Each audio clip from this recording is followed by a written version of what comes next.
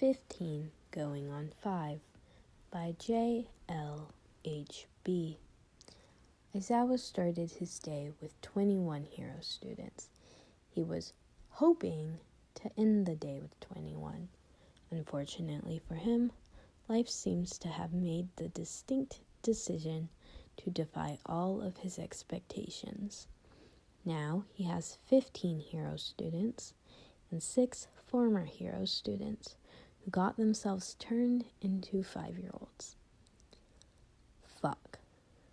On patrol, Midoriya, Bakugo, Todoroki, Kirishima, Yaoyorozu, and Shinso get hit with a mystery quirk and end up stuck as 5-year-olds. Chapter 1. Chaos Brewing. Shinso shivered in the chilly April air. He was happy to have been able to join the hero program, don't get him wrong, but God, why couldn't they wear coats with their hero costumes? He'd been assigned to patrol with Midoriya, Bakugo, Yaoyorozu, Kirishima, and Todoroki for today, which was going better than yesterday. Mina, Ochako, Dinky, Sarah, and Ida were a chaotic group, but Shinso still wished he was patrolling with Aizawa. Sure, making friends was important, but he missed the comfortable silence he shared with Aizawa, and this group was anything but quiet. That was why, when he heard his friends' voices shut off for the first time all day, Shinso focused his gaze on them in concern. Deku had stuck his arm out, stopping them from moving forward, and was pointing silently at a little boy, no older than 5, who was sitting on a bench outside of a cafe, sobbing. The kid seemed to be muttering to himself, but none of them were close enough to hear what he was saying. So Deku gestured for the rest of the group to stay back while he approached the kid. "Hey, buddy, what's your name?" His voice was gentle, but the young boy startled anyway. His muttering increasing in volume and his sobs got louder. Can't control it. Don't know how to." The little boy wailed, his chest heaving. "Can't control what?" Yaoyorozu asked, crouching before the child. "My quirk!" His panic was only escalating, and dimly Shinso wondered where this kid's parents were before realizing that this might be a job for Aizawa, with his erasure quirk coming in handy when younger children didn't know how to handle their quirks. Tapping his comm discreetly, Shinso told Aizawa where they were and what was going on. But only seconds after he had hung up, the kid's wailing got louder, and his skin started to emit a sickly yellow gas. "Todoroki, block the gas from the civilians now!" Deku shouted. In response, Todoroki created a dome of ice that surrounded the 7 of them, thick enough to contain the gas and to protect the civilians. The gas was getting denser, and both Deku and Yaoyorozu seemed to be struggling to breathe properly. When he thought about it, he was feeling a bit lightheaded too. Shinso heard his comm crackle with Aizawa's voice before the sound of his coughing mingled with his friends, and he only had time to think that maybe Todoroki shouldn't have trapped them in an ice bubble with a mystery gas before he felt himself falling, his head hitting the concrete with a loud crack.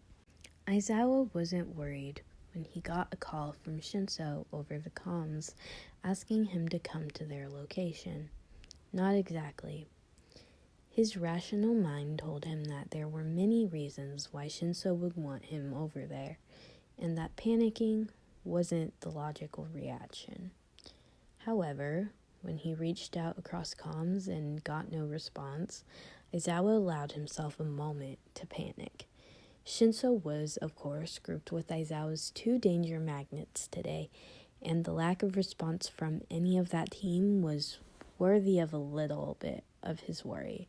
Still, they were capable teenagers, and they could handle themselves.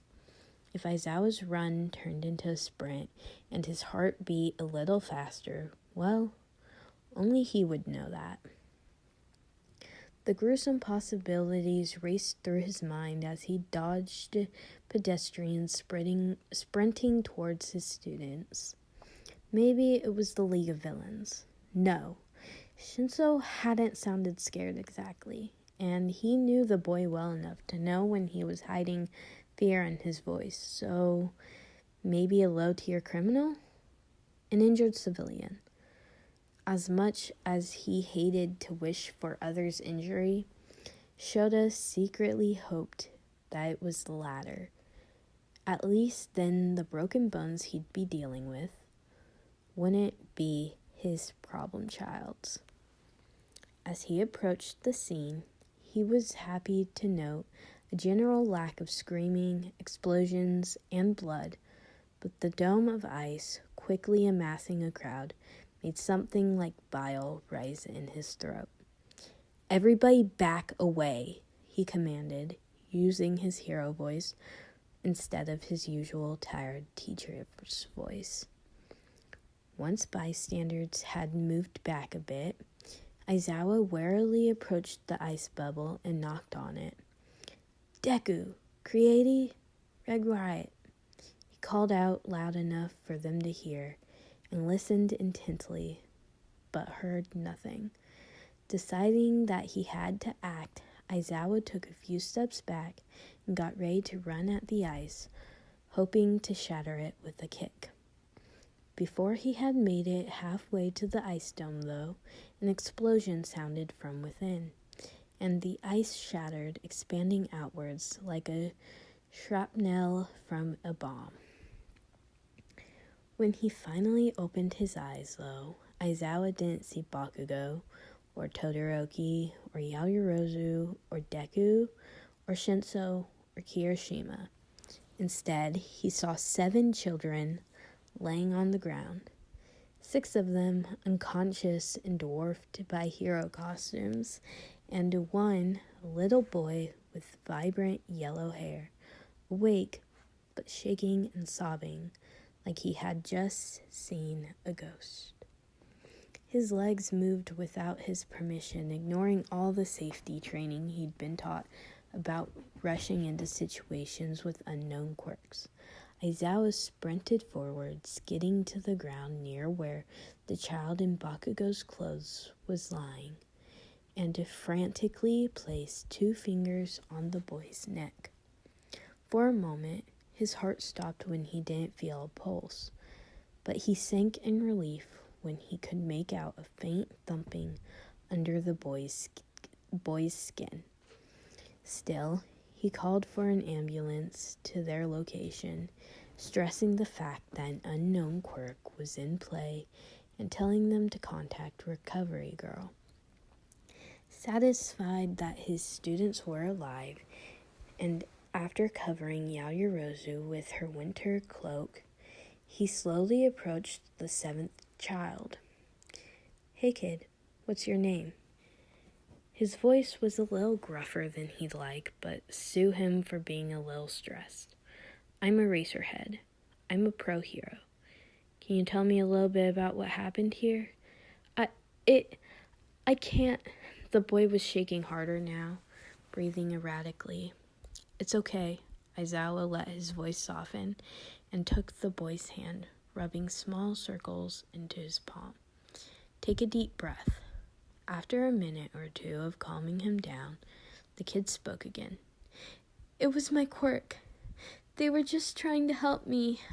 I was scared because my quirk only came in a year ago, and they came up to talk to me, but I was sad, and the one with green hair tried to talk to me, and I got more scared, and I lost control of my quirk, and I'm sorry, I didn't mean to. I'm sorry." Aizawa nodded sympathetically until the boy had calmed down again before asking his next question. "Now, kid, this is really important. I know you didn't mean to, but sometimes quirks are dangerous. and I need to know what yours is so I can help my students. Can you tell me what your quirk is?" Aizawa prayed to whatever gods existed that the boy could stay calm long enough to explain his quirk. Quirk accidents were not unusual and typically not fatal, but anything that altered the physical appearance of someone was potentially life-threatening, and Aizawa had to know what to tell the EMTs as they arrived on scene. It's called youth. I make people younger. As the paramedics pushed Aizawa to the side to examine the still sobbing boy, Aizawa felt his heart drop to his feet. Shit. Hey guys, thank you for listening. I hope you enjoyed it. I'm not going to lie to you. I have not read this fic yet, so that is why I may have messed up a few times. But I would like for you to let me know what you think. Unless you have a bad opinion, then maybe keep it to yourself. Or tell me what I could improve on, because I am open to constructive criticism. Just please don't leave hate. I am fragile. But again, thank you for listening. I will see you guys next time, probably with chapter 2 of this fanfic.